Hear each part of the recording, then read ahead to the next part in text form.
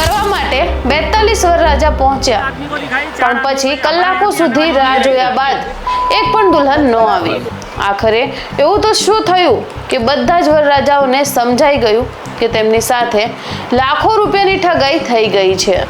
તો વાત એમ છે, મધ્યપ્રદેશના દેવાસમાંથી એક એવી ઘટના સામે આવી છે જેને સાંભળી લોકો પણ ચોંકી ગયા છે અને એક સાથે 42 યુવકોને લગ્ન કરવાના નામે બોલાવવામાં આવ્યા હતા અને ત્યારબાદ બધા જ વરરાજાઓ તૈયાર થઈને શેરવાની પહેરીને અને પરિવાર સાથે ખુશી સ્થળ પર પહોંચ્યા, કારણ કે તેમને કહેવામાં આવ્યું હતું કે આજે તેમની જિંદગી બદલાઈ જવાની છે। કેટલાક યુવકો પાસેથી ₹15,000 અને કેટલાક લોકો પાસેથી ₹25,000 સુધી લેવામાં આવ્યા હતા અને બદલામાં વચન આપવામાં આવ્યું હતું કે તેમને માટે દુલ્હન ત્યાં તૈયાર જ હશે।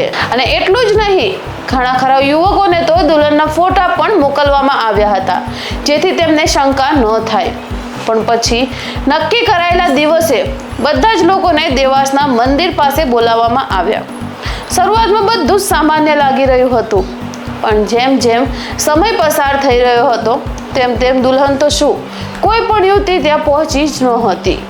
થોડાક જ સમય પછી આરોપીઓના ફોન પણ બંધ આવવા લાગ્યા અને ત્યાં બધાને સમજાઈ ગયું કે તેઓ કોઈ લગ્ન સમારંભમાં નહીં પણ એક મોટા ઠગાઈની જાળમાં ફસાઈ ગયા છે।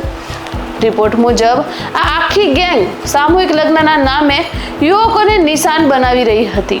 હાલ પોલીસ આ મામલે તપાસ કરી રહી છે અને કેટલાક આરોપીઓની ઓળખ પણ થઈ ગઈ હોવાનું કહેવાઈ રહ્યું છે। આ ઘટના સોશિયલ મીડિયા પર ખૂબ જ વાયરલ થઈ રહી છે। ઘણા લોકો કહી રહ્યા છે કે લગ્નના નામે આવી ઠગાઈ હવે નવા પ્રકારનો સ્કેમ બહાર પડી ગયો છે।